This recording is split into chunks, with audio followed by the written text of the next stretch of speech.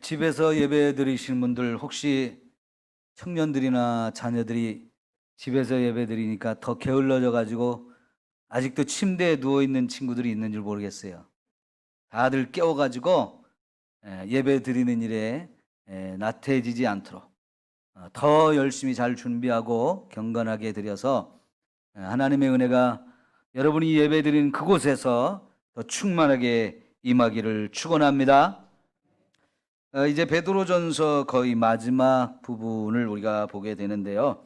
오늘 말씀은 만물의 마지막이 가까이 왔으니라고 시작합니다.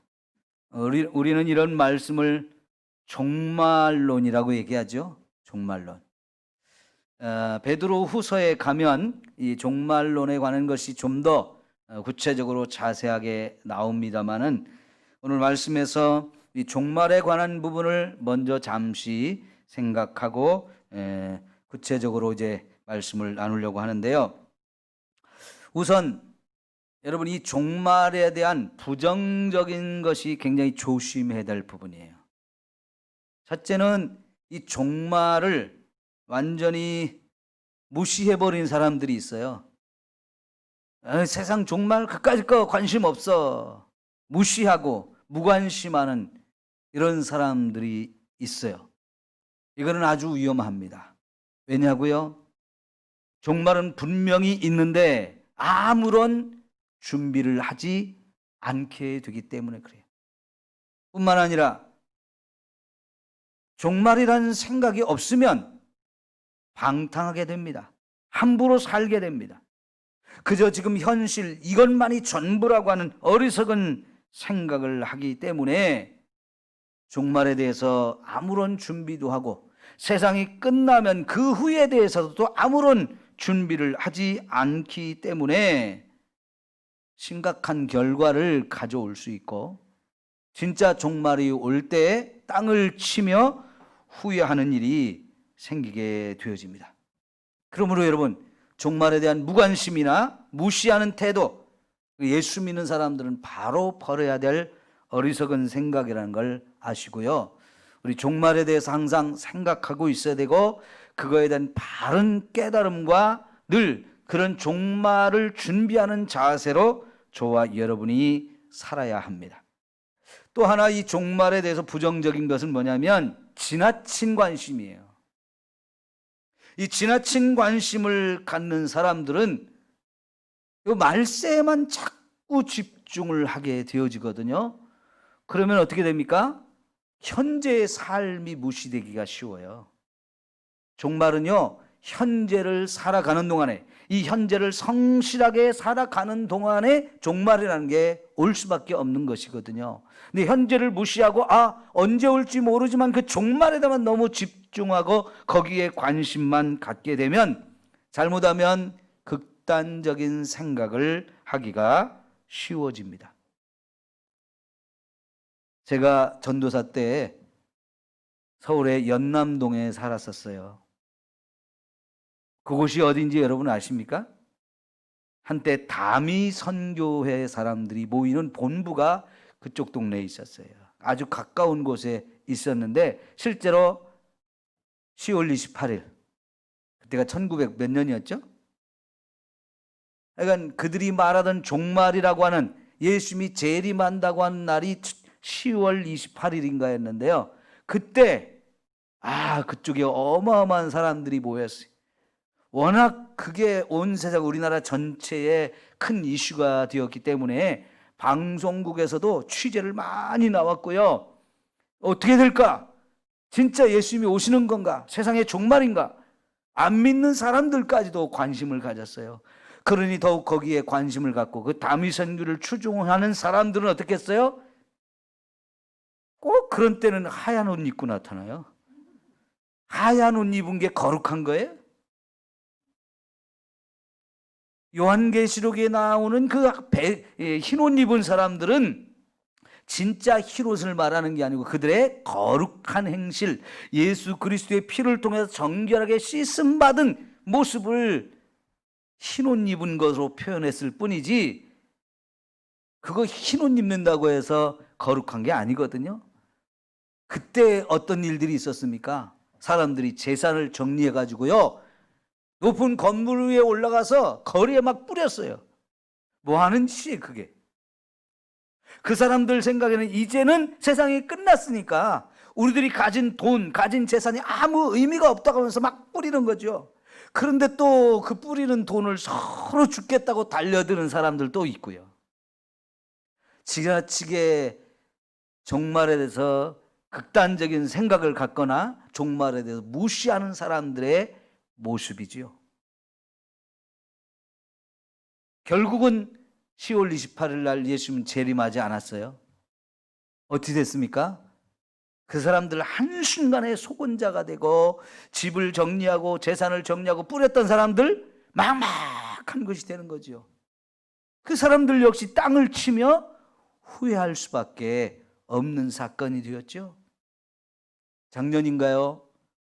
또 뭐 신현옥이라는 여자 목사님이 온갖 이 종말에 대한 거짓말로 성도들을 속여서 재산을 헌납하게 하고 다른 데 가면 다 안 되니까 꼭 우리한테만 와야 된다고 하면서 사람들을 끌어모아서 저 남태평양 중간에 피난처를 만든다고, 거기다 땅을 사고 사람들을 그쪽으로 끌고 가서 막 엄청나게 착취를 하면서 노동만 시키는 이런 사건이 또 벌어졌죠. 이게 다 어리석은 생각들이에요. 그렇게 하면 종말을 제대로 준비하는 것이 되나요? 여러분, 그런 어리석은 생각에 속지 마시고 우리는 성경에서 말씀하는 종말이 무엇인지를 정확하게 알고 거기에 바르게 대비할 수 있는 이런 것이 필요한데, 여러분, 오늘 하루하루를 성실하게 사는 것, 그것이 종말을 준비하는 최고의 모습이에요. 종말이라고 해서 더 특별히 뭐 이럴 게 아니고요. 정신은 바짝 차려야죠. 여기 시작하는 말씀에 7절에 만물의 마지막이 가까이 왔으니, 그러므로 뭐라고 그랬어요? 너희는 정신을 차리고 근신하여 기도하라. 정신 바짝 차리라는 거, 이거는 종말이 올수록 우리가 더 해야 되는 거지요. 이거 매우 필요해요.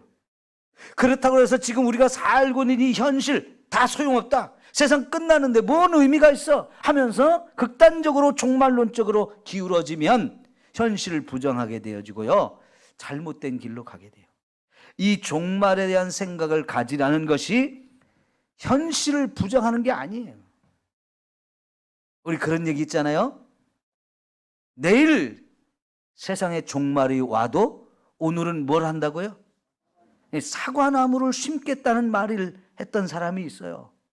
굉장히 훌륭한, 굉장히 바람직한 모습이에요. 우리가 생각할 때, 아니 내일 세상이 끝나는데 오늘 사과나무를 심어서 그거 언제 커가지고 언제 열매를 따먹을 거야?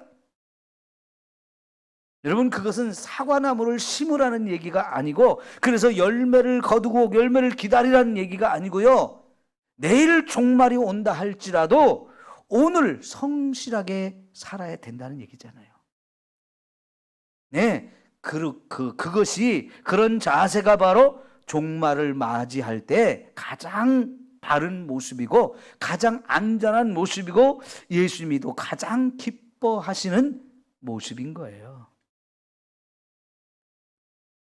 그러니 여러분, 오늘 저와 여러분이 정신을 더 바짝 차리고 우리가 이 신앙생활 하는 것, 이것을 더욱 열심히 바르게 하기 위해서 힘쓰며 살 수 있기를 축원합니다.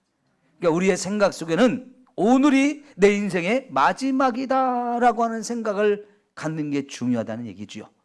자, 오늘이 여러분의 인생의 마지막이라면 오늘 하루 우리는 뭘 하며 어떻게 지내야 됩니까? 어제하고 오늘하고 크게 달라질 것은 없어요. 물론 이제 마지막 주어진 시간이라면 더 최선을 다해야 돼요.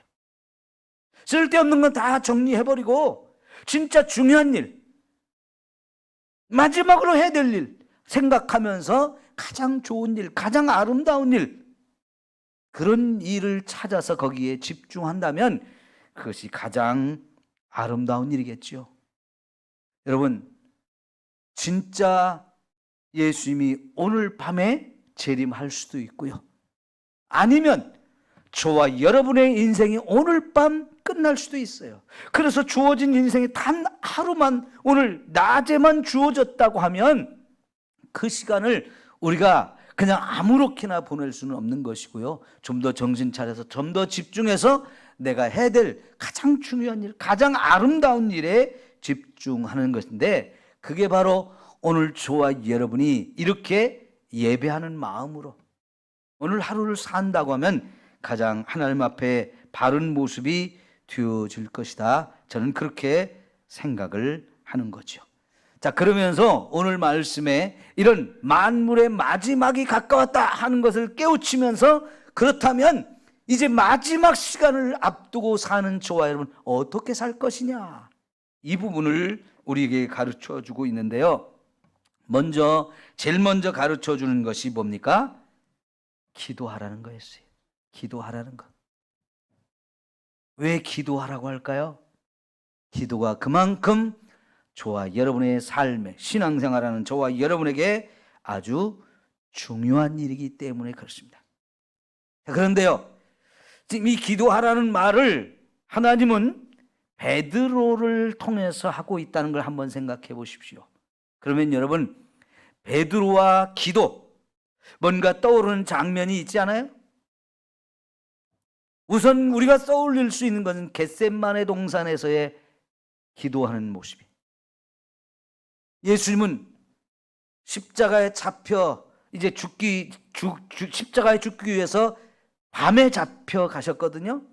바로 그 겟셋마네 동산에서 체포를 당했는데, 예수님은 그곳이 자기가 체포되어야 할 것을 알고 있고 밤에 그 일이 이루어진다는 걸 알고 계셨는데, 저녁이 되자 예수님은 그 겟셋마네 동산으로 뭘 하러 가셨어요? 기도하러 가셨어요. 자, 그런데 그 겟셋마네 동산에서 마지막으로 그 마지막 주어진 시간을 기도하면서 보내시기 위해서 가셨는데, 거기 기도하러 가서 제자들에게 뭐라고 그랬습니까? 오늘 밤 너희들이 나를 위해서 1시간만 깨어 기도해 주라. 내가 죽게 되었다. 내가 죽음 앞에서 고민하게 되었다. 안타깝고 절박한 심정으로 예수님도 기도하러 왔고요. 자기를 위해서 기도해 줄 사람이 필요했어요. 그래서 예수님이 자기를 위해서 1시간만 깨어서 기도해 달라고 부탁을 했는데, 제자들 어찌했어요? 기도하겠다고 같이 엎드리기는 했을 거예요. 그런데 다 자버렸어요. 집중해서 기도하지 못하고 다 자버렸어요.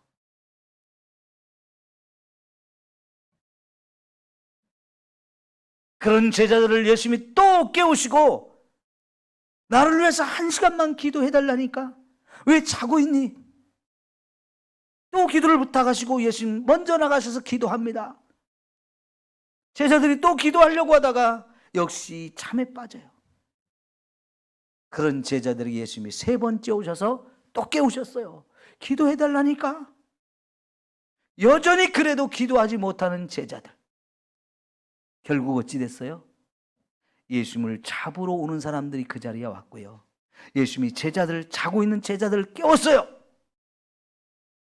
잠에서 깨어난 제자들이 보니까 어떻게 됐습니까? 예수님을 잡으러 오는 사람들이 왔거든요. 그때서야 놀라가지고 허겁지겁 뭔가를 조치하려고 하는데 의미 없습니다. 예수님은 잡혀갈 준비가 다 끝나신 분이고요. 잡혀가야만 하는 상황이에요. 예수님은 그런 상황 속에서도 이 제자들이 자기와 함께 이 재판장 십자가까지 갈 수 없는 상태인 걸 아시기 때문에 자기는 잡혀가더라도 제자들이 도망갈 수 있는 기회를 만들어주기 위해서 잡으러 온 사람들한테 부탁합니다. 나는 잡혀가지만 나를 잡고 이 사람들은 보내주라 하면서 제자들이 갈 길을 열어주었는데, 순간적으로 제자들은 예수님이 잡혀가는 이 상황 속에서 자기들만 살겠다고 도망가기에 바빴죠. 사실 그것 때문에 예수님이 깨어 기도하자고 말씀을 하셨던 거거든요. 이 겟세마네 동산에 나오기 바로 전에 마가의 다락방에서 최후의 만찬을 하면서 예수님은 베드로에게 뭐라고 그랬습니까? 오늘 밤 네가 닭이 2번 울기 전에 3번씩 나를 모른다고 부인할 것이다 라는 얘기를 했는데, 그때 베드로가 뭐라고 그랬어요? 장담했어요. 예수님, 내 믿음을 어떻게 보시고요? 나를 어떻게 보시고요? 다른 사람 다 버릴지라도 난 절대 예수님 안 떠납니다. 그렇게 큰 소리 쳤는데 결국은 도망가기에 바빴잖아요. 바로 이런 모습 때문에 사실은 예수님께서 베드로에게 기도하라 그랬던 거예요. 너의 믿음 별거 없거든. 너 장담하지만 그 믿음 별거 아니야. 기도하지 않으면 결국 너도 넘어지고 실패하고 죄를 지을 것이다. 그러니까 깨어 기도해야 된다는 이야기였어요. 그런데 이런 예수님의 의도를 깨닫지 못했던 베드로, 기도하지 못했고요. 결국은 실패자가 되었죠. 큰 실수를 하잖아요. 이런 문제는 기도하지 않았기 때문입니다. 여러분, 이런 아픈 추억을 가진, 기도에 대한 아픈 추억을 가진 베드로의 입을 통해서 하나님께서 오늘 저와 여러분에게 말씀하신 것, 지금 만물의 마지막 때다.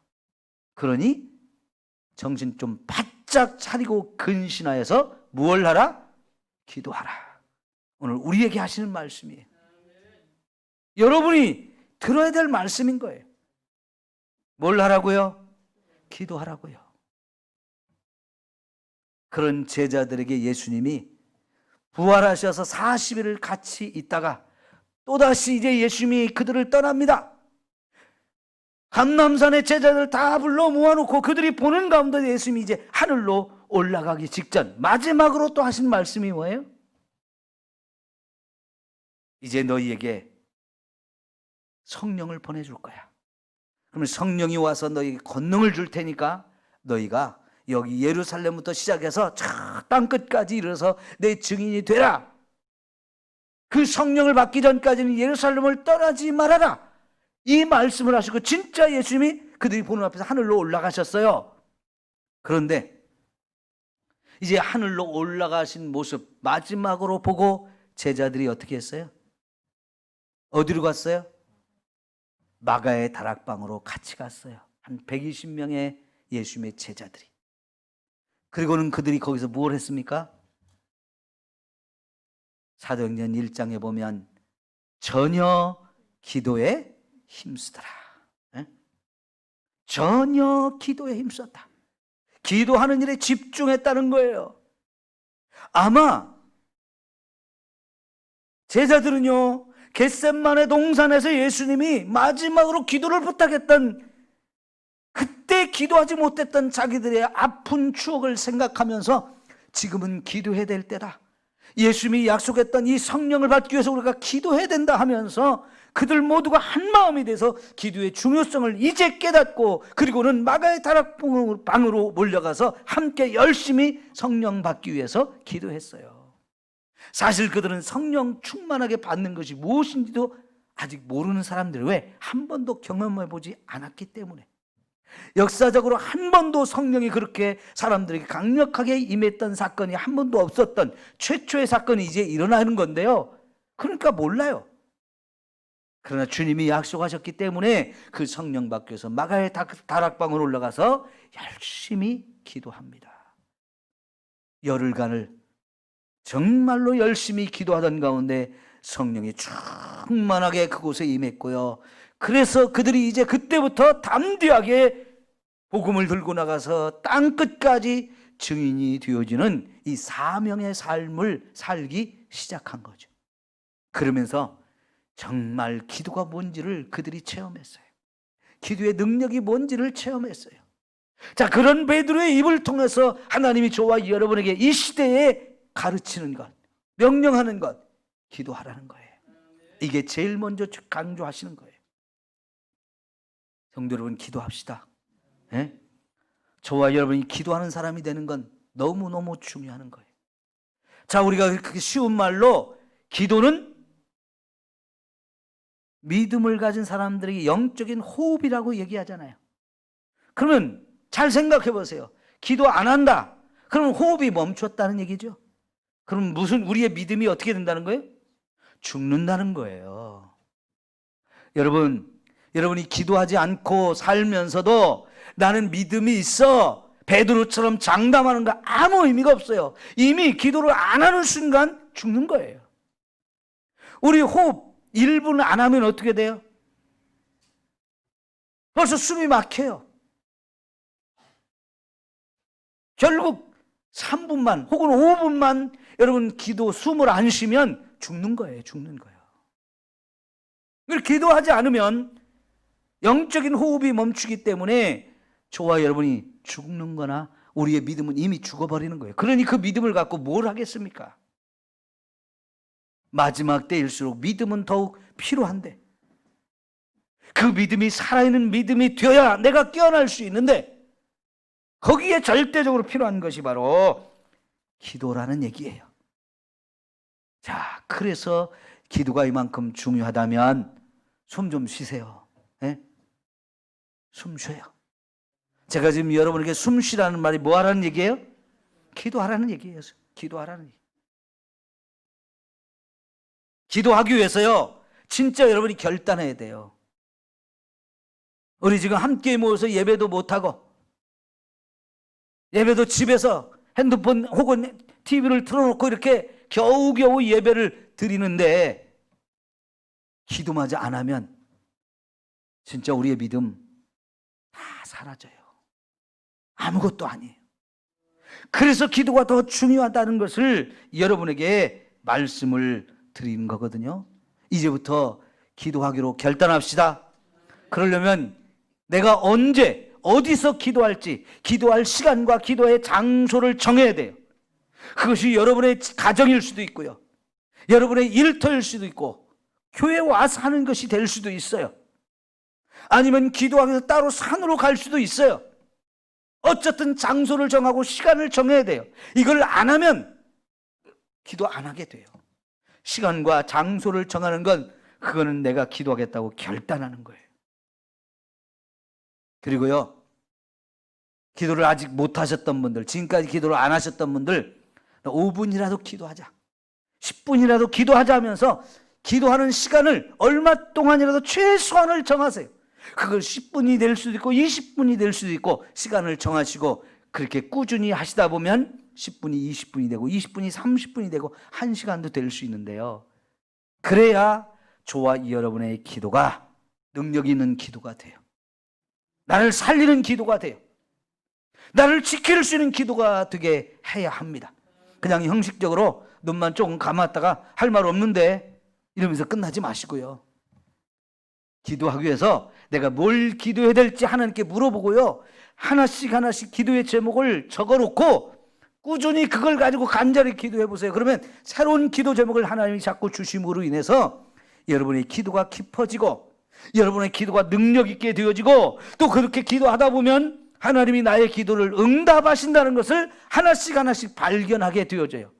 기도한 것이 이렇게 응답이 됐구나, 이것도 응답이 됐구나, 이런 걸 경험하게 되면서 기도는 절대로 공짜가 아니구나, 이래서 기도를 하라고 하시는 거구나, 기도하는 게 너무 재미있는데, 너무 좋은데 하면서 우리 기도할 수 있게 되어져요.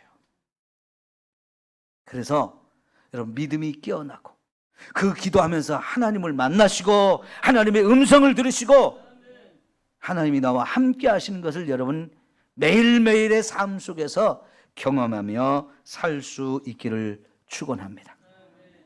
두 번째요, 뜨겁게 서로 사랑하라 그랬어요. 네? 너희는 뜨겁게 서로 사랑하라. 그래요. 마지막 때에 가장 중요한 것 역시 사랑이에요.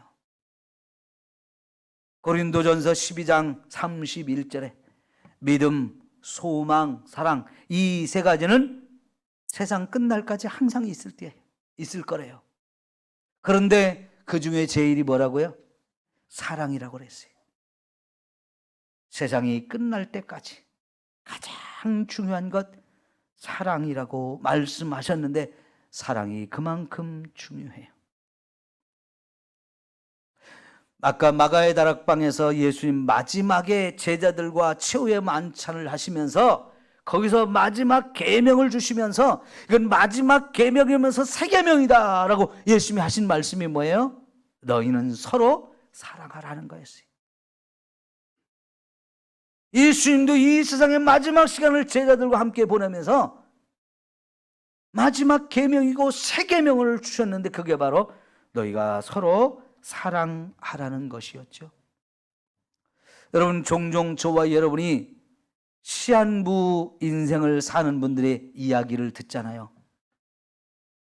이제 당신의 인생이 6개월 남았습니다. 3개월 남았습니다. 한 달 남았습니다. 이런 이야기를 들을 때 대부분의 사람들은 어떻게 합니까?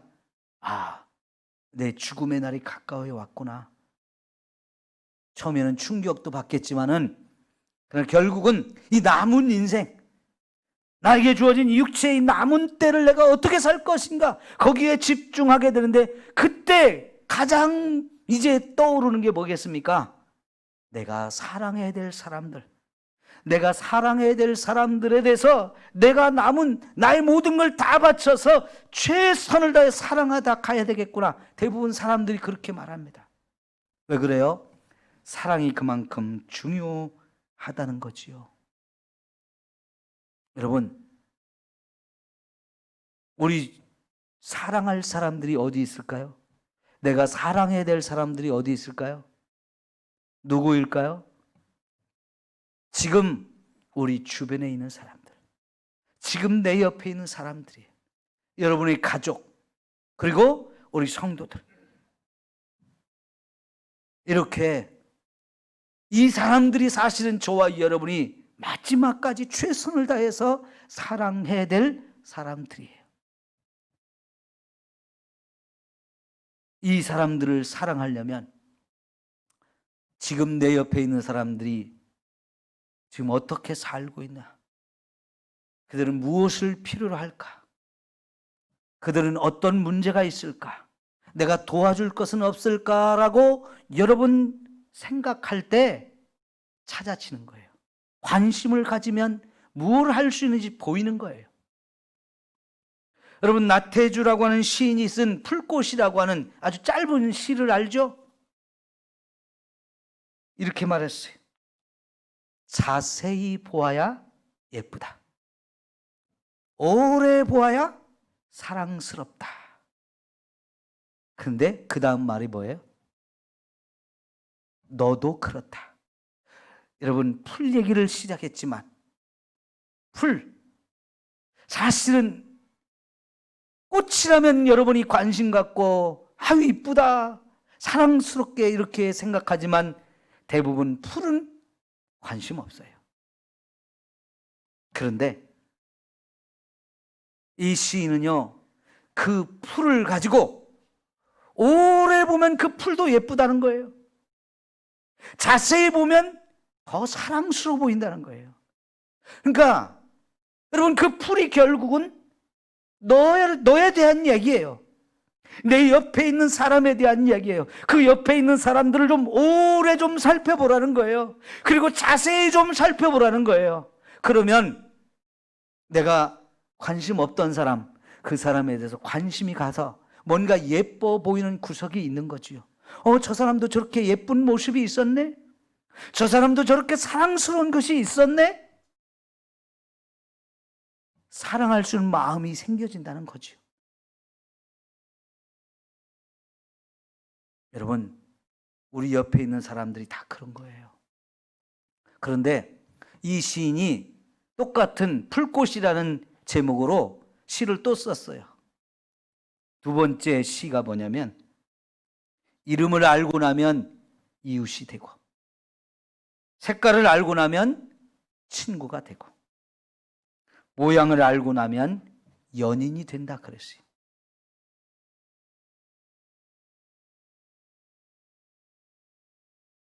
야생초 편지라고 하는 책이 있는데요.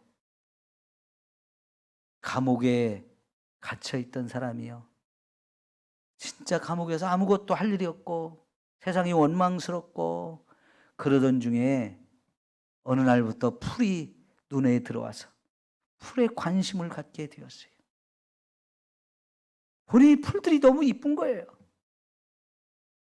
관심이 없었던 그 풀들이 너무 이뻐 보이고, 이 꽃은 이름이 뭘까 궁금해져서 가족들한테 식물 도감을 좀 사달라고 해서 그 식물 도감을 찾으면서 풀의 이름을 알고, 그러면 이 풀은 어떤 특성이 있을까? 그 풀에 대해서 관심을 갖게 되고요, 길러주기 시작했어요. 남들은 풀을 다 뽑아 없애는데 이 사람은 풀을, 자기가 처음 보는 새로운 풀을 발견하면 더 사랑하면서 가꿔주면서 어떻게 이 풀은 뭘 좋아하는지, 어떤 걸음을 좋아하는지, 나중에는 내가 먹을 수는 있는지, 또 이 풀은 어떤 꽃을 피고 이 풀은 어떤 데 효능이 있을까? 하나님이 분명히 만드셨으면 의미 없이 만들지는 않았으니까 이 풀도 다 쓰임새가 있을 텐데, 이런 거를 찾아 발견하니까요, 나중에는요 감옥에서 풀을 뜯어서 반찬을 해서 영양 보충도 하게 되더라고요. 동생한테 감옥에서 그 풀을 관찰하면서 자기가 깨닫고 또 그 풀들과 함께 했던 시간들을 편지를 써서 보낸 것을 모아서 책이 만들어졌어요. 이름을 알면 이웃이 된대요. 색깔도 알고 나면 친구가 되어진다는 거예요. 모양을 알고 나면 연인이 되어진대요. 관심이 그만큼 우리로 하여금 달라지게 만드는 거거든요. 더 깊은 관계로 만들거든요. 사랑은 그렇게 하는 거예요. 네? 그냥 사랑하자 이렇게 되는 게 아니고, 내 옆에 있는 사람한테 더 관심을 갖고요, 더 마음을 쓰다 보면 내가 뭘 도와줄 수 있을까? 저 사람의 필요가 뭔가, 그게 발견되어지면서 작은 것부터 나누기 시작하는 거예요. 그래서 사랑이 깊어지죠. 반대로요, 미워한다고 생각해 봅시다. 미움은 끝이 없습니다. 근데 미워하면 미워할수록 불행해져요. 나도 불행하고 그 사람도 불행해. 모두가 불행해지는 거, 이게 미움인 거예요. 그러나 사랑은 모두를 다 행복하게 만드는 것이기 때문에 하나님은 저와 여러분에게 사랑하라고 그래요. 그러면서 사랑은 어떤 결과를 가져온다고요?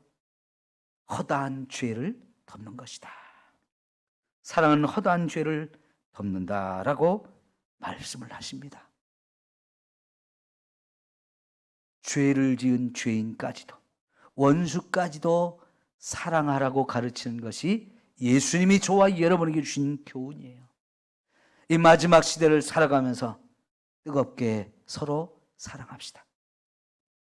마지막으로요, 세 번째, 하나님이 우리에게 다 은사를 주었다는 걸 잊지 말래요. 그래서 우리는 청지기인데 하나님이 우리 모두에게 다 은사를 준 것 가지고 봉사하면서 섬기면서 이웃과 하나님께 영광이 가게 하라는 거예요. 여러분, 종말이 되면 분명히 어려움이 우리에게 옵니다. 나 한 사람 건사하기도 어려운 것이 사실이지만, 그러면서도요 사랑하라고, 그러면서도 섬기라는 거예요. 사명을 생각하라는 거예요. 저와 여러분에게 하나님이 주신 달란트들이 다 있다는 거예요. 그 달란트가 있다면 저와 여러분 그 달란트를 가지고 정말 하나님이 이걸 주셨으니까 하나님을 위해서, 이웃을 위해서 이걸 써야지, 거기에 집중 좀 해보라는 거예요. 많은 사람들이 달란트를 받은 걸 가지고 자기만을 위해서 사용합니다. 먹고 살기 위해서만 그것이 필요한 줄 알아요. 그러나 하나님은 저와 여러분에게 이 달란트를 주실 때 그걸 통해서 나도 그걸 통해서 세상을 살지만, 그걸 통해서 이웃도 섬기고 그걸 통해서 하나님께도 영광을 돌리라는 거예요. 재능 기부라는 말이 있죠. 참 멋진 말이에요. 우리 다 다르지만, 뭔가 작은 것이지만 재능이 다 있어요. 뭔가 할 수 있는 것들이 있어요. 여기 그래서 오늘 말씀에도 말을 하는 사람, 말 좀 잘하는 사람이 있다면 그 사람 말을 할 때도 어떻게 하라고 그랬어요? 하나님의 말씀을 하는 것 같이 하라 그랬고, 힘이 있는 사람, 누가 봉사하라면 하나님이 공급하시는 힘으로 하라 그런 거예요. 내가 어떤 걸 할 수 있는 힘이 있다, 그럼 그것도 하나님이 주신 힘이라는 거예요. 그러면 이거 하나님이 주셨으니까 정말 최선을 다해서 이웃을 섬기고 하나님의 영광을 돌려야지, 그렇게 살라는 거예요. 그래서 마태복음 25장에 보면 달란트 비유가 나오잖아요. 그 달란트 비유, 분명히 맡겨주신 하나님께서 오셔가지고 가져와 보라, 내가 너에게 맡겨진 달란트 어떻게 했는지 한번 가져와서 결산해보자 물으신다는 거지요. 그날이 우리에게 다 오기 때문에 하나님이 주신 이 재능을 가지고 청지기처럼 잘 섬기라는 거예요. 봉사하라는 거예요. 그걸 땅에 묻어놓은 사람 어떻게 했어요? 악하고 게으른 놈아 하면서, 너는 아무것도 가질 것도 없고 누릴 것도 없다면서 있는 거 빼앗아서 열심히 일한 사람에게 주면서 내쫓으라 했어요. 바깥 어두운 데서 이를 갈며 슬피 울게 될 거라.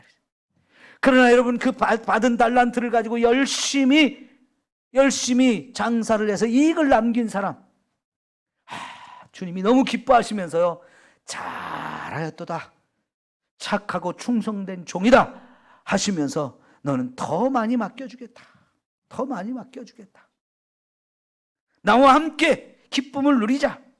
얼마나 좋아하시고 얼마나 축복하셨는지요. 오늘 저와 여러분이 그런 칭찬과 상급을 받을 수 있는 귀한 삶을 살기로 이제 정말 다짐합시다. 결단합시다. 예, 여러분, 만물의 마지막이 가까이 왔다고 말하죠. 예수님이 승천하신 그 순간부터 말세는 시작된 거예요. 왜?